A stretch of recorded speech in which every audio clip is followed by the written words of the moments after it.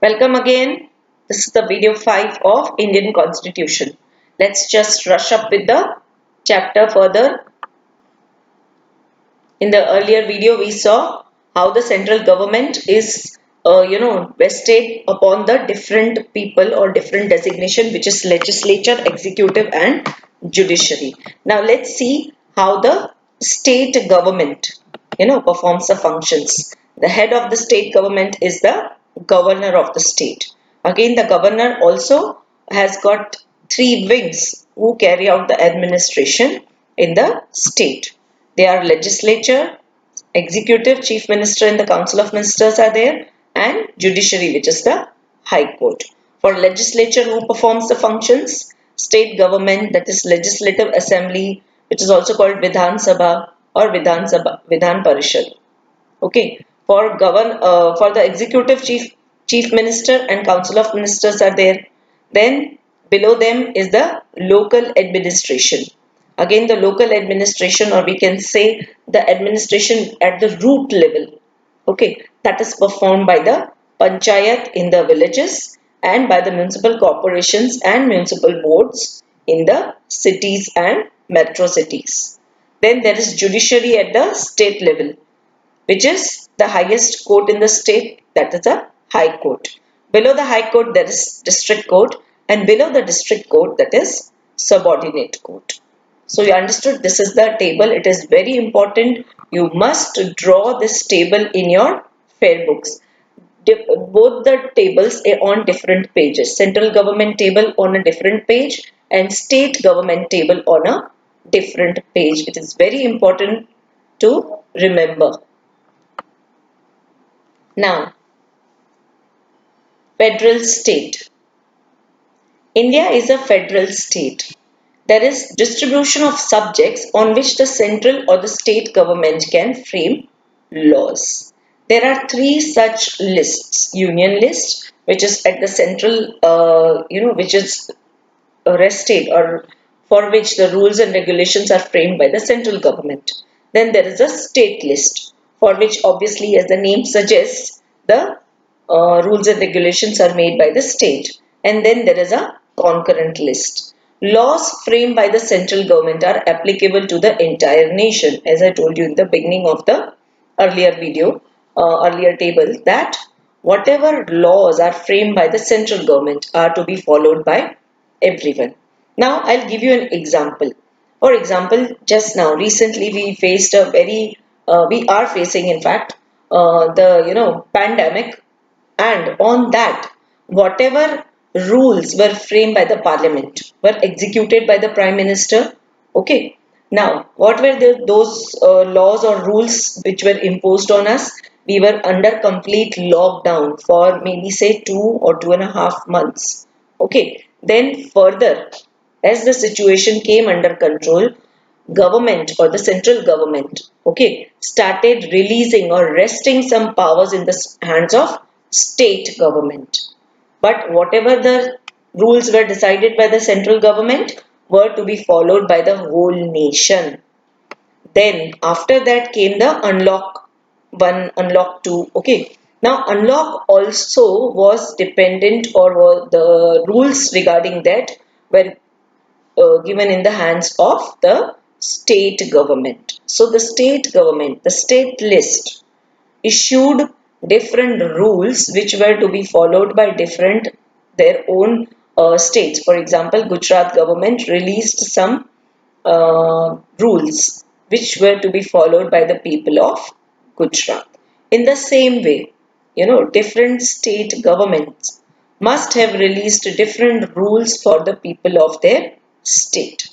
So you understood, whatever rules are framed by the central government are to be followed by everyone in the country. Whatever rules are framed by the state government are to be followed by the people of that same state. Okay. Now let's further proceed with the fundamental rights. Fundamental rights means the basic rights which we are given by the Indian Constitution. Now fundamental rights of Indian citizens are provided by the Constitution of India, that was adopted on the 26th of November in the year 1949. You remember, on this day, our Republic Day is celebrated since 1950, 26 January 1950, but in November they were through with the whole of the constitution, the rules and regulations which were made by our own representatives. Okay, but in the year, but it was put on use on 26th of January 1950. The fundamental rights of Indian citizens guarantee that the residents of the land can lead a peaceful life as long as they inhabit the country. As long as they are the citizens of the country, inhabit the country, that means they live in the country. They can enjoy the peaceful life. Okay. The individual fundamental rights of Indian citizens are most of the time similar in all democratic countries.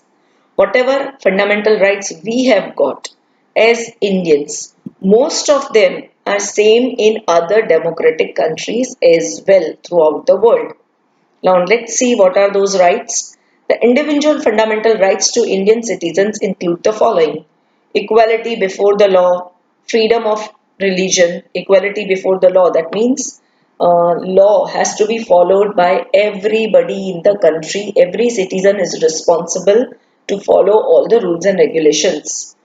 For example, a person who is not wearing seat belt in a car and driving, he will be punished whether he is in Gujarat, whether he is in Kashmir, whether he is in West Bengal. You understand? So that's called the equality before the law. Then freedom of religion. Any citizen of India has got this right to or is free to choose the religion of his or her own choice. If I am a Hindu and I want to get converted into a Muslim, okay, the government will not interfere in my personal choice. Then comes the freedom of association and peaceful assembly. Freedom of association, that means it's my choice. Whosoever I want to get associated with, whosoever I want to be friends with, whosoever I want to get married to. Okay, may he or she, belonging to different communities, government will not interfere. And peaceful assembly. Assembly means not that assembly which we are doing in our school. Assembly means gatherings. If they are peaceful, they are unharmful, no government person can interfere in that. Then freedom of speech and expression. That is a very very important point we can say. Freedom of speech and expression. Freedom of speech means whatever I like, I can speak. Even if I do not like certain rules and regulations of the constitution, I definitely have got that right to criticize that. But that does not mean I will, stand at the center of the road or center of something and start yelling at the government employees. No. There should be peaceful agitation and expression. I've got that right to express my views.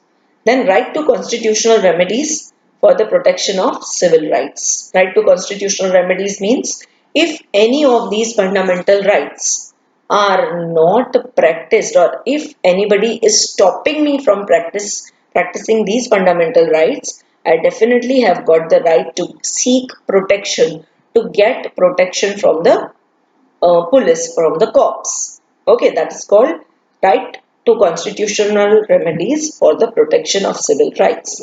These are all my fundamental rights, and if anybody is stopping me from speaking anything, from following any religion of my choice, for not allowing me to whatever enjoy the rights which are given to me by the constitution, I can definitely drag that person in the court of law, and definitely we will get proper judgment. So I hope you people enjoyed this Indian Constitution, the videos about it. Hope you will be able to answer the questions which are given to you after this video in the worksheet. Thank you all.